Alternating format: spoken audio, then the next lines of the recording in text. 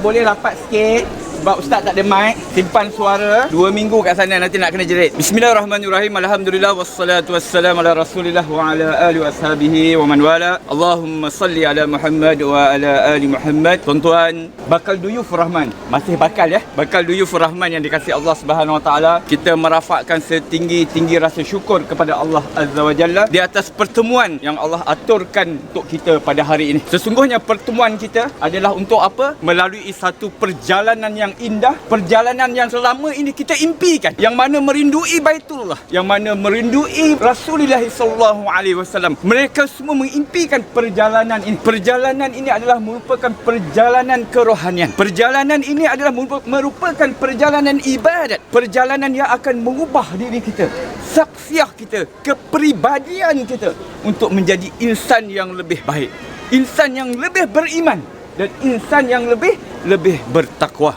Dan insya-Allah tuan-tuan, perjalanan ini juga adalah satu-satunya perjalanan seorang hamba yang datang kepada Baitullah, datang ke rumah Allah, datang untuk menyambut seruan Allah Subhanahu wa taala, labbaik Allahumma labbaik, labbaik la syarika lak labbaik. Satu pengakuan daripada kita, ya Allah, hari ini aku datang ke rumahmu ya Allah. Aku datang dengan membawa dosa-dosaku yang banyak. Kita datang dengan mengharapkan keampunan dan keredaan daripada Allah Subhanahu wa taala.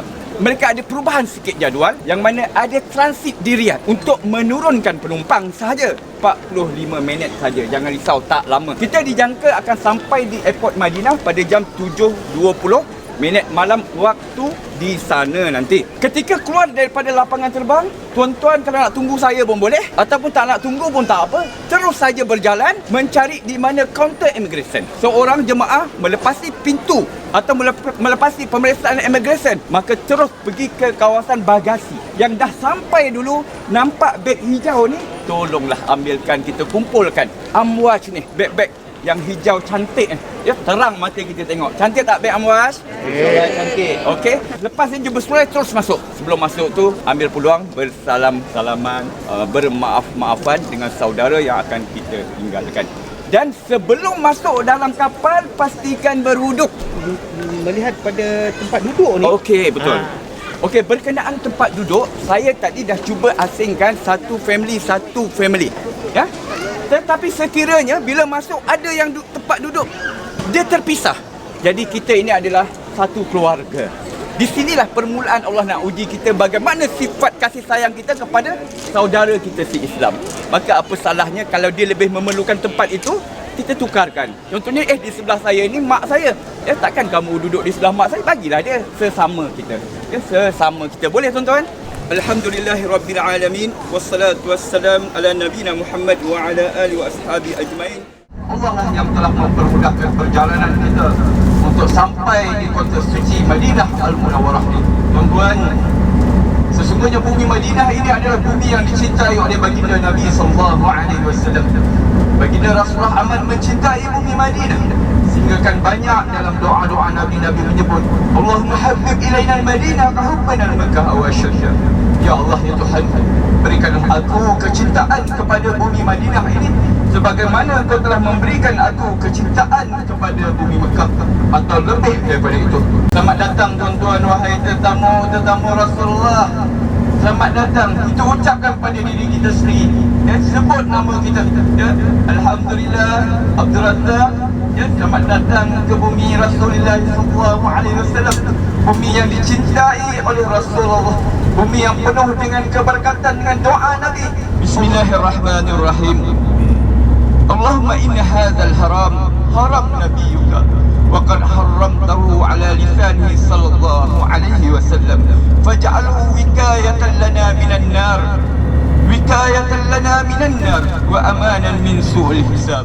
Cuma dekat Madinah ni dia ada satu tempat yang popular, dia panggil Syarik Korban.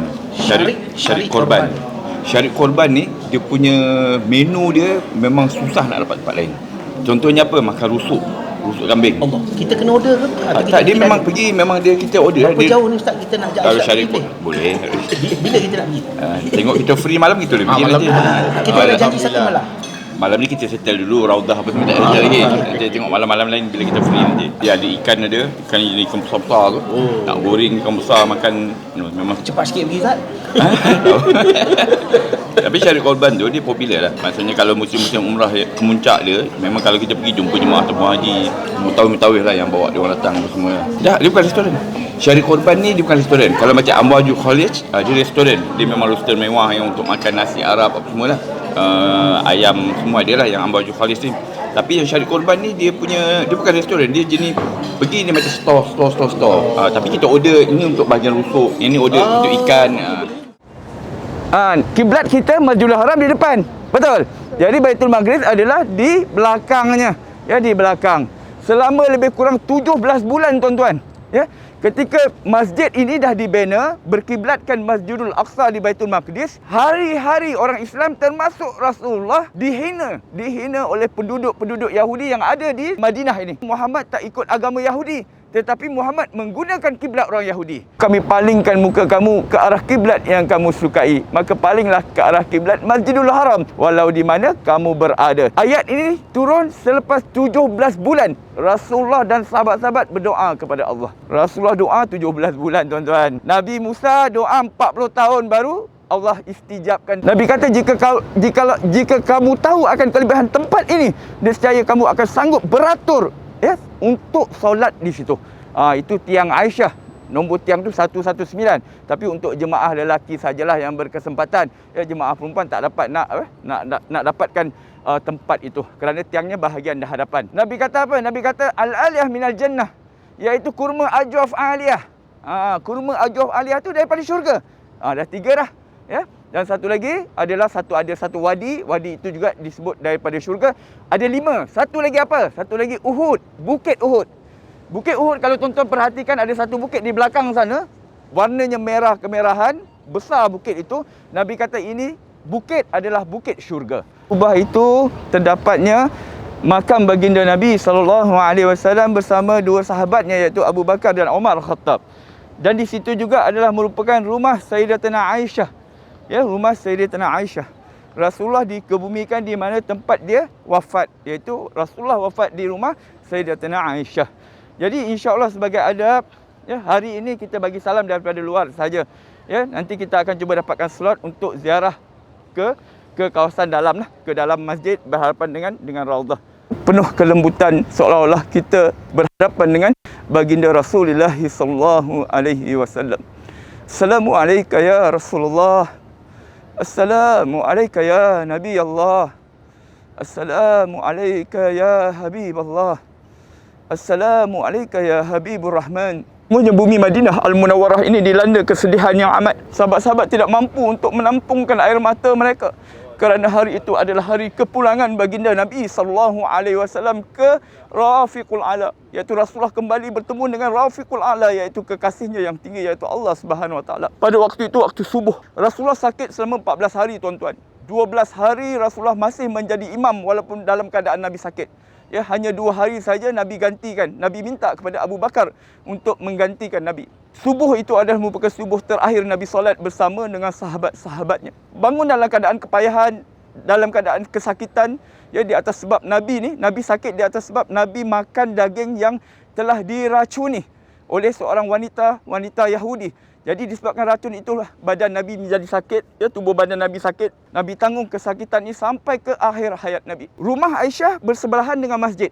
Sepatutnya Nabi ni gilirannya bersama dengan isteri-isteri lain. Namun Nabi ketika sakit tu Nabi minta izin daripada isteri-isteri lain untuk duduk di rumah Aisyah, disebabkan rumah Aisyah bersebelahan terus dengan masjid. Pada subuh itu Nabi minta Ali bin Abi Talib untuk papah Nabi pergi ke masjid. Jadi Nabi pergi ke masjid. Waktu Nabi masuk ke dalam masjid, sahabat-sahabat memang tengah tunggu Nabi, dan Abu Bakar terus diminta oleh Nabi untuk jadi imam seperti biasa. Dan ketika subuh itu Abu Bakar menjadi imam tuan-tuan, dia baca dalam keadaan begitu sabah. Dan ketika dia membaca ayat wa ma Muhammadun illa rasul qad khalat min qablihi rusul afa in mata aw qutila qalabtum ala aqabikum wa man yanqalib ala aqibahi fala yadhurrullaha syai'a wa sayajzillahu syakirin.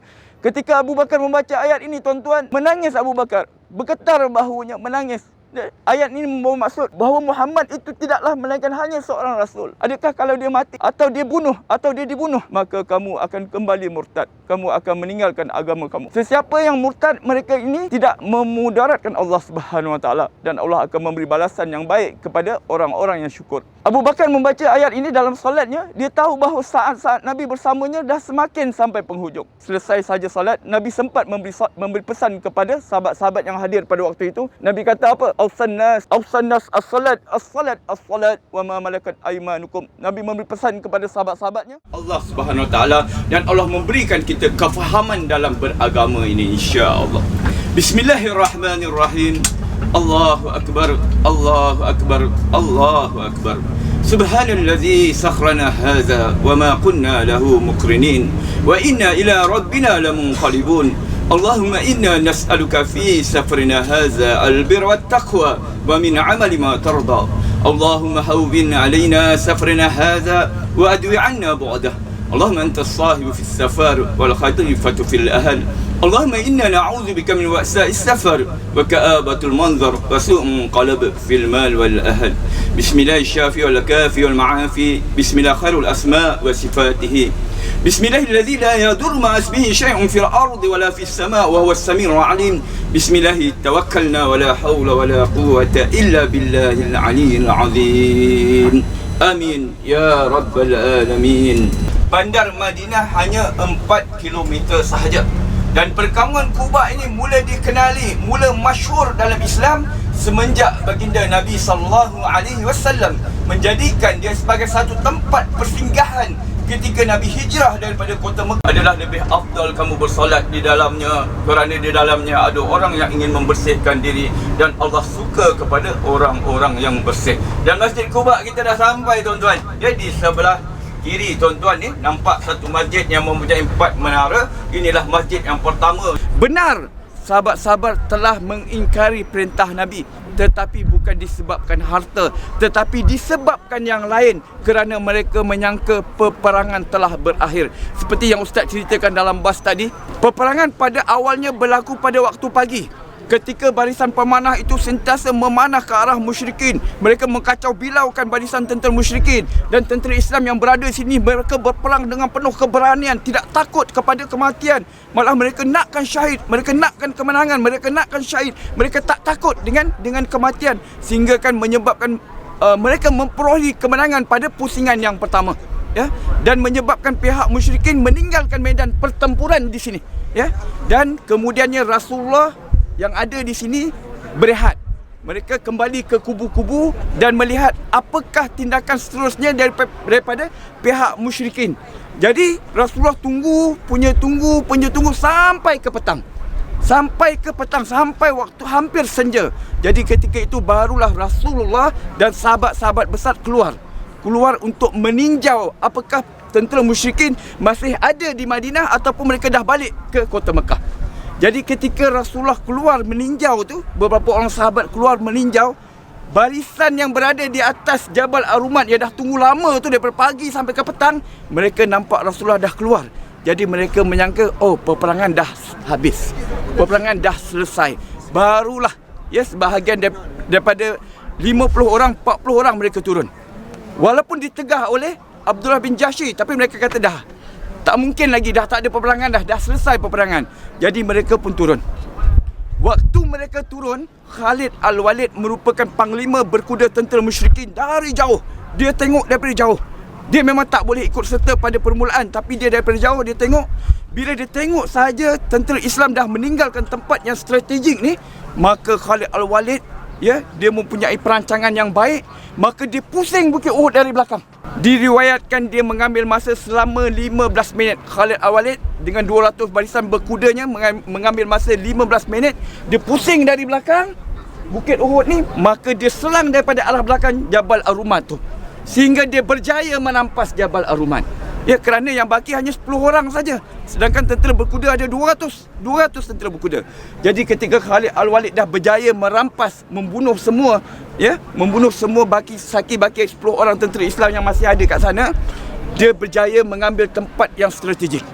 Lalu Khalid Al-Walid menyeru, menjerit, memanggil balik tentera dia kembali kepada medan pertempuran. Maka tentera musyrikin kembali semula. Bila waktu dia kembali semula, tentera Islam yang ada di sini akhirnya dikepung. Ya, daripada arah depan, daripada arah sana, arah sini, dan akhirnya Rasulullah ni pun bijak, tuan-tuan. Rasulullah kata apabila kita telah dikepung, kita diserang daripada dua penjuru, maka kita jadikan hanya satu penjuru. Yang mana Rasulullah suruh semua tentera Islam undur. Bila undur sampai di kaki bukit, bermakna serangan itu hanya daripada satu arah saja. Namun ketika peperangan itu, Rasulullah memang mendapat kecederaan. Kerana apa? Kerana pihak musyrikin mereka datang dengan tujuan untuk bunuh Nabi. Mereka attack Nabi. Mereka tuju kepada Nabi. Ya, sehinggakan Nabi, kita tahu Nabi jatuh. Ya, Nabi luka pada pipinya. Ya, Nabi jatuh ke dalam lubang. Patah gigi Nabi dalam peperangan Uhud itu. Ketika itu pula Mus'ab bin Umair dia pegang panji Islam. Panji bendera, ya, dia pegang, dan Mus'ab ini dia terbunuh. Bila dia terbunuh, maka orang Islam waktu itu semakin mereka mendengar satu berita bahawa Rasulullah yang terbunuh, bukan Mus'ab. Ketika itu semangat mereka semakin luntur, makin lemah. Ya, ada yang menyerah kalah, ada yang lari balik ke Madinah. Jadi suasana itu memang cukup kacau bilau. Sehinggakan Aisyah bertanya kepada Nabi, "Ya Rasulullah, adakah ada lagi peristiwa yang lebih dahsyat daripada Uhud?" Soalan Aisyah ini menunjukkan bahawa ketika Uhud itu memang keadaannya amat kacau bilau. Ya, sehinggakan sahabat-sahabat berjuang bermati-matian mempertahankan Nabi kerana mereka attack Nabi, mereka nak bunuh Nabi. Ya, sehinggakan sahabat-sahabat Ansar dikatakan 11 orang sahabat Ansar jadikan diri mereka perisai. Ya, dipanah mereka sanggup jadikan diri mereka perisai untuk mempertahankan Nabi. Nusaibah, seorang wanita Ansar, ketika dia gugur syahid, dilihat ada 70 luka di badannya, dan ada sahabat yang terkeluar biji mata, iaitu Qatadah. Terkeluar biji mata, tuan-tuan, dalam peperangan ini, sehingga akan datang kepada Nabi masukkan balik mata dia, ya, dan dia pun tak tahu mata yang mana yang tercabut tu. Dan ada sahabat yang terburai perut, ada yang putus tangan. Begitulah keadaan yang begitu dahsyat sekali, ya. Dan Sayyidina Hamzah, bapa saudara Nabi yang Nabi sayang, yang kita datang ziarah ini, juga gugur syahid pada peperangan ini, dibunuh oleh Wahsy. Nanti dalam bab tak ceritakan bagaimana keadaan Sayyidina Hamzah yang dibunuh ini. Ya, keadaannya memang cukup menyayat hati, sehingga kan Rasulullah berkata apa? "Aku tidak pernah merasa penderitaan sebegini rupa." Nabi menangis ketika melihat jasad Sayyidina Hamzah, bapa saudaranya, diperlakukan sebegitu rupa. Sampai Nabi menangis, tuan-tuan. Nabi kata apa? Nabi kata, "Aku tidak pernah merasa sakit hati sangat. Tidak pernah rasa penderitaan sebagaimana aku melihat jasad bapa saudara aku diperlakukan sebegitu teruk." Ya, Sayyidina Hamzah, dalam riwayat dikata dibelah dadanya, dikeluarkan hatinya. Hindun bin Utbah ni cuba nak makan hati Sayyidina Hamzah, tak dapat makan, maka dirosak-rosakkan tubuh badan Sayyidina Hamzah. Sehingga kan Nabi tengok bapa saudaranya, Nabi menangis. Nabi kata apa? Tidak masuk akal Nabi. Nabi kata, kaum aku ni dah tak masuk akal apa yang dia buat. Mereka seumpama binatang. Ya, kaum Quraisy ni seumpama binatang, tidak masuk akal oleh Nabi apa yang dilakukan ke atas bapa saudaranya, ya, Sayyidina Hamzah. Begitulah, tuan-tuan. Yang tu warna hijau tu, yang besar tu. Bukan yang silver ni. Yang besar tu itu penanda bahawa rumah Aisyah. Jadi Rasulullah waktu dikebumikan bukan di masjid. Nabi sebagai seorang rasul, di mana wafat di situlah dikebumikan. Jadi ketika Rasulullah wafat di rumah Sayyidatina Aisyah, di atas riba Aisyah. Dan waktu wafat Nabi, Aisyah lah orang yang mendengar apa yang Nabi katakan. Waktu Nabi tengah baringkan kepala Nabi, dan waktu Nabi tengah nazak tu, Nabi mendongakkan, Nabi buka mata, Nabi tengok ke bumbung, dan Nabi tunjukkan ujung jari Nabi, jari telunjuk ni, dan Nabi seolah-olah berkata-kata, dan Aisyah meletakkan telinga dia untuk mendengar apa yang Nabi kata. Jadi apa yang Nabi sebut adalah ma'allazina an'amallahu 'alaihim minan nabiyyin wasiddiqin wasyuhada'i wassalihin wa hasuna ulaika rafiqa. Allahumma rafiqul a'la, Allahumma rafiqul a'la, Allahumma rafiqul a'la sebanyak 3 kali. Iaitu Nabi sebut bersama dengan orang-orang yang telah mendapat nikmat daripada para nabi, para siddiq, para syuhada dan para salihin. Dan mereka adalah satu hubungan yang baiklah antara semua ni. Dan Allah lah kekasih yang tinggi, Allah lah kekasih yang tinggi, Allah lah kekasih yang tinggi, sebanyak 3 kali Nabi sebut. Dan akhirnya Nabi menghembuskan nafas yang terakhir habis. Yang disebutkan tentang Nabi waktu wafat, umati itu hadis yang dhaif. Yang selayak melafazkan apa yang Nabi kata adalah Aisyah. Sebab Aisyah lah yang mendengar, yang paling layak. Dan hadis ini terdapat dalam Sahih Bukhari yang diriwayatkan oleh Aisyah sendiri. Berkenaan akhir kalimah yang Nabi sebutkan adalah Allah marafiqul a'la, Allah kekasih yang tinggi. Yang silver tu itu mihrab sekarang, untuk imam sekarang ni. Tapi sekarang dulu kalau kita perhatikan, di situ ada mihrab untuk imam sekarang jadi imam lah. Tapi dah bertukar. Laluan yang Babu Salam ni, Babu Salam yang kita masuk sebentar lagi, Babu Salam tu adalah pintu yang dibuat zaman Sayyidina Umar. Sayyidina Umar Khattab buat itu khusus untuk orang nak ziarah Nabi. Siapa nak ziarah Nabi memang kena ikut pintu tu. Dan bila ada kerajaan Arab Saudi ni, dia buat satu mihrab bahagian depan ni. Ni mihrab, ini laluan pintu Babu Salam. Tapi sekarang alhamdulillah dia dah cegedik balik. Mihrab ni dah tak guna. Dia guna mihrab kat sini je. Jadi ini laluan memang tak kacau. Dulu memang agak kacau lah. Kita nak ziarah Nabi, tapi orang tengah duduk nak semayang semua. Betul. Dulu kalau mungkin abang datang dulu mungkin perasan lah macam tu. Tapi sekarang alhamdulillah dia dah cegedik. Kawasan situ dia tak kacau. Itu memang khas untuk jalan pergi ziarah makam dia. Dan imam, dia orang kembali kepada mihrab Nabi. Mihrab ni adalah tempat imam yang jadi imam. Dia ada bentuk mihrab tu. Dia orang kembali di mana tempat mihrab Nabi, di situlah imam sekarang ni jadi imam. Jadi dalam masjid Nabi ni dia ada 2 mihrab. Satu mihrab Nabi, satu mihrab imam sekarang. Imam sebelum dia ada tempat dia lah, tapi sekarang dah tak ada lah. Sekarang dia kembali kepada mihrab. Mihrab sekarang je, mihrab yang depan tu dia orang dah tak pakai. Ketika Nabi berkhutbah, Nabi menyandarkan diri dia dengan sebatang kurma yang dah mati pun. Nabi sandar belakang dia. Jadi sahabat orang Ansar ni dia melihat apa yang Nabi sandar tu seolah macam tak cantik. Jadi dia cadangkan kepada Nabi, ya Rasulullah, boleh tak kalau aku binakan satu mimbar yang sesuai untuk engkau? Jadi Nabi kata bolehlah, buatlah. Jadi sahabat Ansar ni terus buat mimbar, ada 3 anak tangga mimbar, 1, 2, 3. Jadi ketika pertama Nabi guna untuk menyampaikan khutbah tu, Nabi dah tak gunakan batang kurma ni. Batang kurma ni dia menangis sebab dah tak digunakan oleh Nabi. Okey. Sejarah mimbar yang kita tengok sekarang ni dah berubah lah daripada zaman Turki, zaman apa semua. Yang mimbar sekarang ni zaman Uthmaniyah, tahu saya Uthmaniyah. Yang mimbar tinggi ni sekarang. Tapi ada sejarah dia, ada satu cerita yang mana tadi kita dengar bahawa mimbar Nabi yang orang Ansar buat ni kan ada 3 anak tangga kan. Okey. Pada satu ketika waktu Nabi nak berkhutbah, tiba-tiba Nabi pijak satu anak tangga tu, Nabi sebut amin. Anak tangga yang kedua Nabi sebut lagi amin. Anak tangga yang ketiga Nabi sebut lagi amin. 3 kali Nabi sebut amin. Dan Nabi pun berkhutbah, selesai berkhutbah, solat. Lepas dia bersolat, sahabat datang berjumpa Nabi. Sahabat bertanya, ya Rasulullah, wahai Tuan, kami tidak pernah melihat Tuan lakukan seperti mana yang Tuan buat tadi tu. Sebut amin, amin, amin sebanyak 3 kali tu. Lepas tu Nabi kata, tadi aku telah didatangi oleh Jibril. Jibril telah datang padaku dan Jibril berkata kepadaku, ya Muhammad, man adraka ahla walidayhi summa mata fadakhalan nar fa'adallahu anhu qul amin faqultu amin.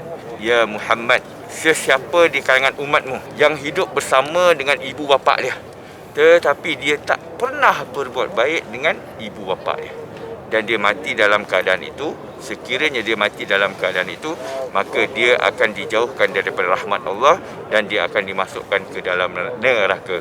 Katakanlah amin. Maka Nabi pun berkata amin. Amin yang kedua pula, man adraka syahr Ramadan falam yughfar lahu famata fadakhalan nar qul amin faqultu amin. Daripada kalangan umatmu yang pernah hidup di bulan Ramadan. Dia hidup di bulan Ramadan, tetapi berakhirnya Ramadan, habis Ramadan masuk Syawal, dia masih tidak mendapat pengampunan daripada Allah. Dan malaikat kata, kalau keadaan dia begitu, maka dia akan dimasukkan ke dalam neraka dan dijauhkan daripada rahmat Allah. Katakanlah amin. Maka Nabi pun menyebut amin. Yang mana kita tahu bulan Ramadan adalah bulan pengampunan. Allah buka semua pintu-pintu syurga, Allah tutup semua pintu-pintu neraka bulan Ramadan ni. Dan orang yang hidup di bulan Ramadan tetapi dia tak dapat pengampunan Allah, maksudnya dia tak beramal soleh lah. Dia buat maksiat apa semua, tak puasa apa semua. Dan kalau dia mati dalam keadaan itu, confirm jauh daripada rahmat Allah dan dimasukkan ke dalam neraka. Adapun amin yang ketiga, man zakarta indahu falam yusalli alaik fadakhalan nar fa ba'adallahu anhu qul amin fa qul amin. Yang ketiga, Jibril berkata, Muhammad daripada kalangan umatmu yang mana apabila disebutkan namamu tetapi dia tak menyebut sallallahu alaihi wasallam, ya, kalau dia mati dalam keadaan itu, dia akan dijauhkan daripada rahmat Allah dan dimasukkan ke dalam neraka. Katakanlah amin, dan Nabi pun menyebut amin. Ya, yang mana kita ni selalu dengar nama Nabi Muhammad tapi kita tak ada pun sebut sallallahu alaihi wasallam. Ya, sekurang-kurangnya sebutlah dalam hati kita sallallahu alaihi wasallam. Ya, kalau kita tak sebut, bermaksud kita termasuk dalam golongan yang ketiga ni, yang mana akan dijauhkan daripada rahmat Allah dan akan dimasukkan ke dalam neraka. Dan Nabi sendiri berkata amin, ya. Jibril suruh berkata amin, Nabi pun berkata amin. Oleh itu kita ni kena beringatlah bila disebutkan nama Nabi, disandarkan kepada Nabi, datangkan sallallahu alaihi wasallam. Malah ada hadis Nabi kata apa? Umatku yang paling kedekut adalah umatku yang apabila mendengar namaku maka dia tak nak bersalawat kepadaku. Dan salawat ni pula dia ada 3 kategori kalau dalam kehidupan kita ni. Yang pertama sekali, kita memang wajib bersalawat, betul? Kat mana wajib salawat? Dalam solat. Kan dalam solat tahiyat akhir kita wajib salawat. Yang kedua, sunat. Sunat bersalawat adalah kita memperbanyakkan salawat kita supaya apa? Supaya kita dapat syafaat Nabi. Supaya kita dapat syafaat Nabi, maka kita perlu memperbanyakkan salawat. Yang ketiga, jatuh haram. Jatuh haramnya yang ini ya. Yang ketiga ni, bila dengar nama Nabi kita tak nak salawat. Bila dengar Nabi kita tak salawat, maka berdosa kita. Kena ingat, insya-Allah. Masuk je, dapat ruang solat, terus buat solat sunat taubat. Buat dengan betul-betul lah. Maksud solat kita tu dengan tumakninah kita, dengan baca Al-Fatihahnya betul, ya, dengan kita punya rokok kita baca jelas subhana rabbiyal azim wa bihamdi. Jangan baca subhana rabbil azim wa subhana rabbil azim. Baca fokus lah maksudnya. Baca walaupun kita tak dapat 4 rakaat, dapat 2 rakaat pun tak apa. Tapi 2 rakaat kita itu yang paling cantik. Solat kita yang cantik dalam raudhah ni kan, tempat yang Nabi kata sebagai taman-taman syurga ni.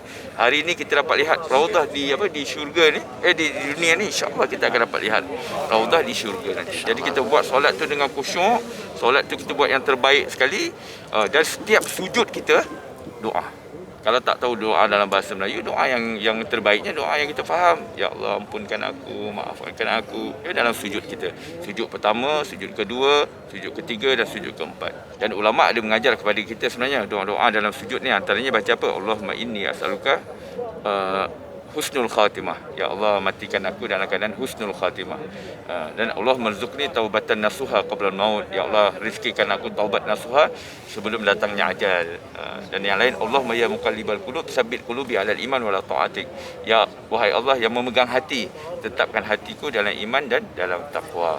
Ini doa yang diajar oleh ulama-ulama. Dan sebenarnya doa yang Allahumma ya muqallibal qulub tu, itu doa yang paling Nabi suka baca. Kalau ditanya doa apa yang banyak Nabi baca, doa itulah. Allahumma ya muqallibal qulub, wahai Allah yang membolak-balikkan hati manusia, tetapkan hatiku dalam iman dan takwa. Doa tu kita kena selalu baca tu. Nabi sendiri selalu baca, sedangkan Nabi maksum. Tapi Nabi tahu bahawa kita ni manusia mempunyai hati yang lemah. Hari ini kita beriman, besok belum tentu kita beriman. Betul? Hari ini kita ahli ibadat, bagus. Besok belum tentu kita jadi ahli ibadat. Jadi minta dengan Allah agar Allah tetapkan hati kita dalam iman dan takwa. Itu yang terbaik lah. Itu doa Nabi. Nabi suruh pada kita memperbanyakkan doa tu. Jadi dalam sujud kita banyakkan doa, insya-Allah. Untuk mengubah diri kita untuk menjadi insan yang lebih baik, ya, untuk mengubah saksiat kita, kepribadian kita untuk menjadi insan yang lebih bertakwa, lebih beriman. Tidak ada orang datang ke Madinah ni nak terus macam tu, tak. Ya, kita datang ke Madinah semua dengan hajat, keinginan, ya Allah, aku datang nak berubah, nak jadi insan yang lebih hebat, insan yang lebih bertakwa di sisi Allah Subhanahu Wa Taala.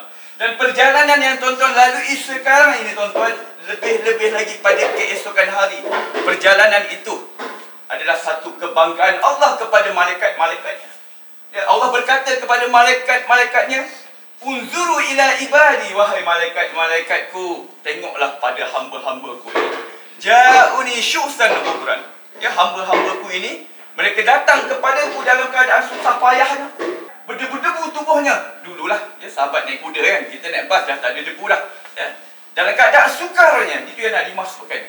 Dan Allah kata, ma'rada'ahu lai. Apa yang hamba-hambaku ni nak sebenarnya datang ke Mekah ni?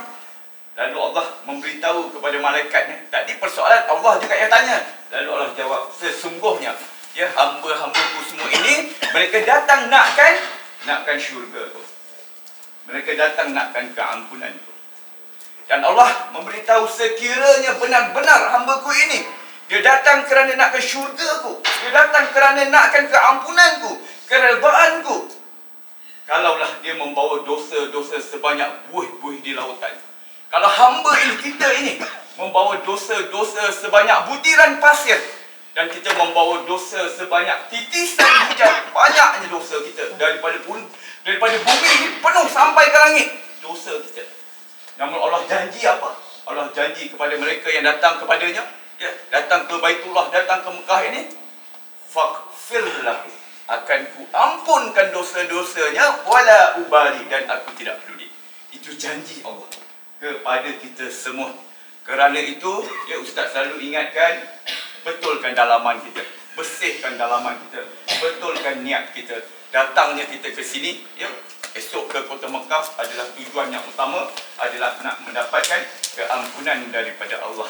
Kita pergi ke Mekah, ya, ke rumah Allah, nakkan syurga Allah. Itu tujuan utama kita. Tapi kalau buat umrah, kita niat saja kita buat umrah, maka kita dah mengikat perjanjian kita dengan Allah itu sampai habis rukun. Kena perlu habiskan semua rukun.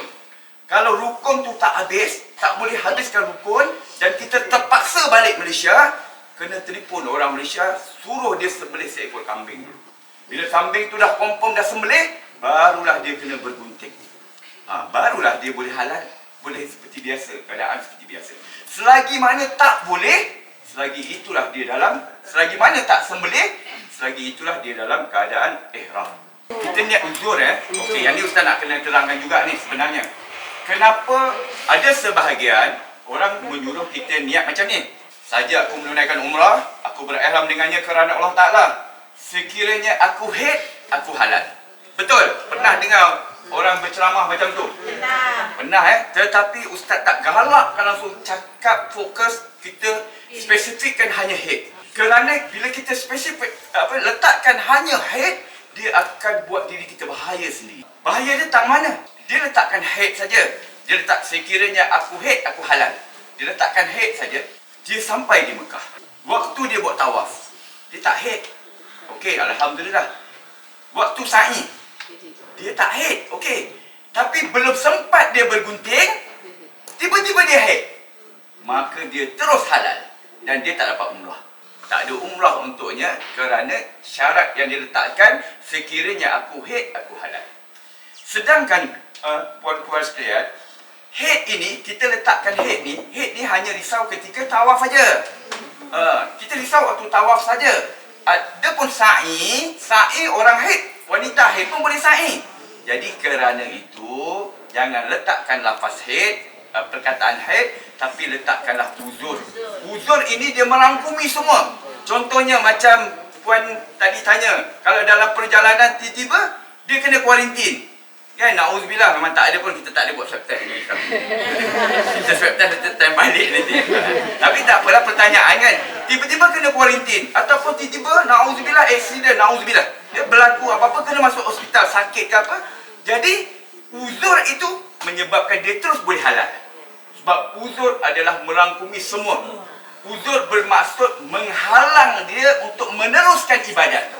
Uzur membawa maksud menghalang dia daripada melakukan rukun-rukun yang lain.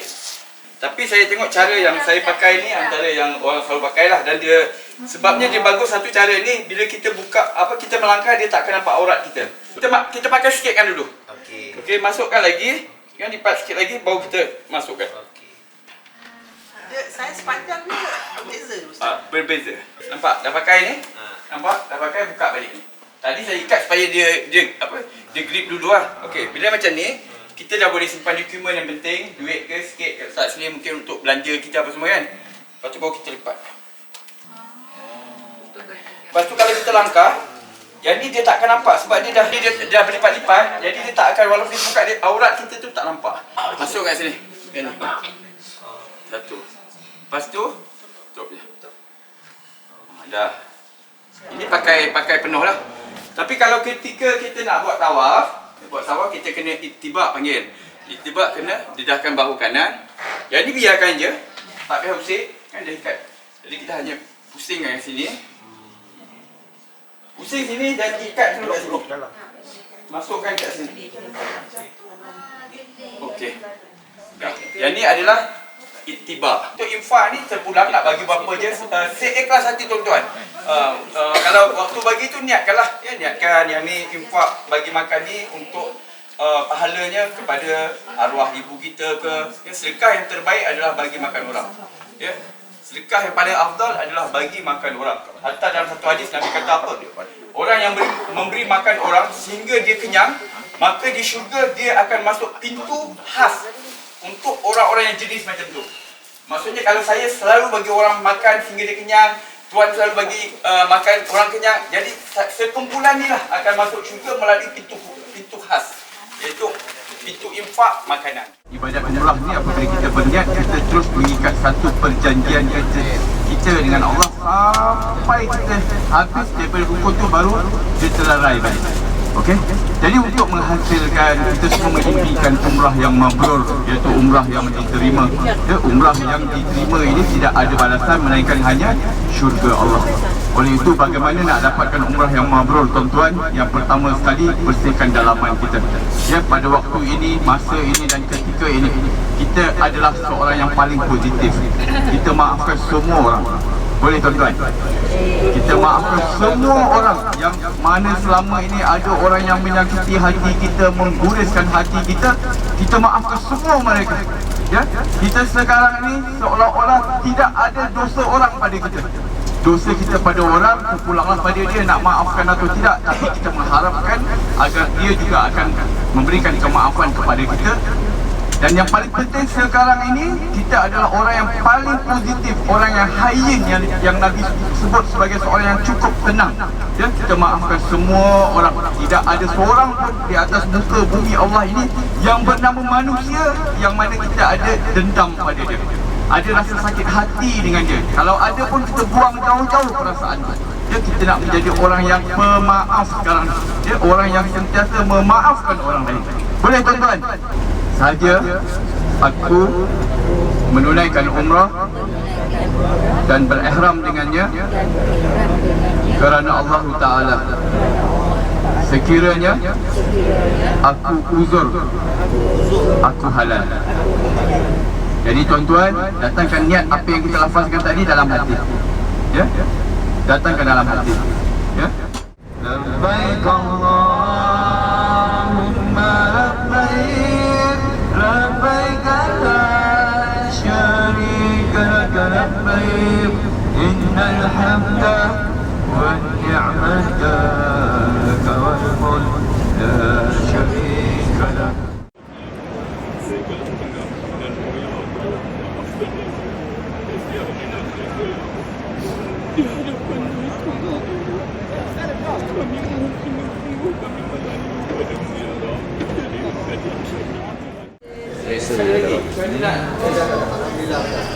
Tambahi. Ada lagi Ustaz? Belum lagi. Nak tambah? Okey, boleh ambil. Tak apa, saya tambah. Ni bang, chai. Kiri tadi. Sorry potong. Okey, boleh. Ustaz, terima kasih Ustaz. Alhamdulillah. Perjalanan semua umrah alhamdulillah. Ada kata-kata terakhir daripada Ustaz? Kata-kata terakhir tu, minta semua Allah mudahkan, dan apa yang kita lakukan, amal ibadat yang sungguh-sungguh jemaah buat di tanah suci tu, balik dapat istiqamah. Itu yang paling penting sekali, kerana tujuan kita pergi adalah nak jadi hamba Allah yang baik, dan kita balik kita berubah. Kalau dulu kita pergi dengan insan yang macam ni, kita balik dengan insan yang baru. Contoh saya, Ustaz Razak pergi dengan macam ni, balik Ustaz Razak yang baru, yang lebih positif, yang lebih baik, yang lebih sempurna lah, lebih menuju ke arah yang lebih cemerlang di sisi Allah, insya-Allah.